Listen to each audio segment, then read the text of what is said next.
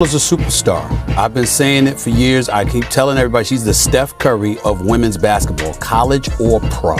She is a superstar. I had the pleasure of doing an event with her on campus at Iowa a few months ago. I went there for my man Mark Shapiro, and I had a blast. She and I were on a panel together. She's a wonderful, wonderful young lady, incredibly poised. But this woman is the nation's leading scorer, averaging 31.5 points per game, shooting 40% from threes. She's hitting at least 5 3-pointers per game. She is... Nike didn't stumble on the court. It didn't misread a trend. It didn't even lose a marketing war. It blinked. At 12 a.m., a single WNBA player turned a simple merch drop into a digital earthquake. A $40 tee didn't just sell out. It blew through systems designed for global icons. Servers froze. Inventory vanished. Panic spread upstairs. This wasn't hype. This was demand Nike never modeled for. By the time executives understood what was happening, the damage and the opportunity were already gone. Because Caitlin Clark didn't just move product. She exposed a blind spot so big it sparked a $500 million ripple effect and rewrote how women's basketball is valued. And that's only the beginning. Stay with me. We got Caitlin Clark, amazing, logo threes and buzzer beaters. Now, you know, Caitlin Clark has been the talk of the town for the past, really this whole year, but really just heavy in the past 2 months, just because, you know, she's the best female college player of all time that's coming out of college type shit. Even though they lost in the championship, they are still just showing this girl's face. No hate, no love. I really like her game. I haven't seen too much of it. I've seen little clips and stuff, but I really haven't just sat there. The Caitlin Clark logo goes live. Nothing flashy. Just a basic tee with a mark no one expected to matter this much. Then the clock hits 0. In seconds, the drop detonates. Pages crash. Stock evaporates. Social feeds light up worldwide. What was supposed to be a quiet merch release turns into a full-blown moment. Part internet meltdown, part cultural shift. This wasn't a launch. It was a warning shot. Telling y'all, wait till this girl gets to the WNBA. She is something special. Make no mistake about it. And I really, really, really am rooting for her. I really want to see her again have another shot at a national championship. She's my favorite player in women's basketball. Let's slow this down for a second. Nike can map out 9-figure sneaker drops with military precision. Teasers, leaks, countdowns, months in advance. Yet when it came to Caitlin Clark, it took 18 months just to get basic merch out the door. All that time, fans weren't just waiting. They were begging, flooding comments, guessing dates, building the hype themselves. And Nike? Still playing catch-up. The conversation around greatness can have nothing to do with the conversation around being a cultural phenomenon. And now, there is no debate that Caitlin Clark has become exactly that. Think about it. The Nike historic shoe deal she just signed, she signed because companies like to make money. And they know they will make money. Because when Caitlin Clark walks into a coffee shop in the middle of nowhere, people recognize her. Because when you are on Saturday Night Live and every news and entertainment network along the way, not just sports networks, you've risen above the conversation about your play and you've become a cultural phenomenon. So where was everything? No hoodies, no hats, no collabs, nothing. For a year and a half, the noise from fans got louder, and Nike said nothing. Then, just after midnight in late September, they finally blinked. One logo. Clean. Minimal. Ruthless. Price to move. $40 for adults. $35 for kids. 2 million units loaded into the system. On paper, it looked aggressive, confident. In reality, it wasn't bold enough. And watch an Iowa game when she was playing, or just sit there and like watch her full highlight clips, just whatever like great shot she shoots or whatever play she makes that's big and it goes on Twitter or TikTok, whatever. I've seen it.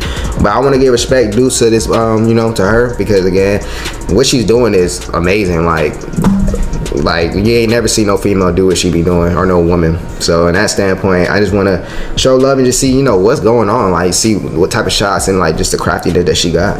It took 1 minute. That's it.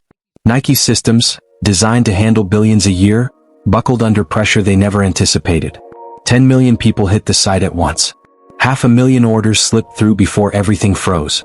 Everyone else? Shut out. And that's when want turned into obsession. Because the world had just watched a WNBA player, barely 2 years into her pro career, generate demand usually reserved for the biggest men in sports. Then the wave kept moving. Europe woke up to broken checkout pages. Asia followed. In Tokyo, fans lined up outside stores hoping for a miracle restock. In China, resale platforms lit up with Caitlin Clark tees listed for thousands. Bots feasted. Resellers flipped chaos into profit, marking prices up 250%. One overnight flipper reportedly cleared $50,000 before sunrise. Wall Street noticed too. Nike stock popped 8% before the market even opened. Online it was everywhere. Crashes, rage, screenshots, millions of views in hours. Vogue and GQ stopped calling it merch and started calling it fashion. Teenagers traded the shirts like currency, for consoles, tickets, even cars. What started as a basic tee became something else entirely. Status, identity, and proof, impossible to ignore, that women's basketball had officially crossed into a new economic reality. Make the argument right now that Caitlin Clark has become the Taylor Swift for all of women's sports. She's easily recognizable in everything she does, and it's turning new generations of fans to her. It's bringing new generations of women and men to sports that maybe they weren't covering before. It's getting a level of interest that is far beyond the game that's being played. We can continue to debate the career process for Caitlin Clark and what's going to happen. But what this shoe deal proves to all of us and reminds all of us is that there are sometimes some people are larger than any one particular game that they play. Caitlin Clark has accomplished that already. Meanwhile, Nike is in full panic mode. 2 million shirts? Gone in 3 hours. Emergency production orders? 5 million more. Shipping? Maxed out. Factories in Southeast Asia? Running overtime like never before. Every minute wasted isn't just lost, it's millions of dollars left on the table. Nike hadn't misjudged the shirt, or the athlete.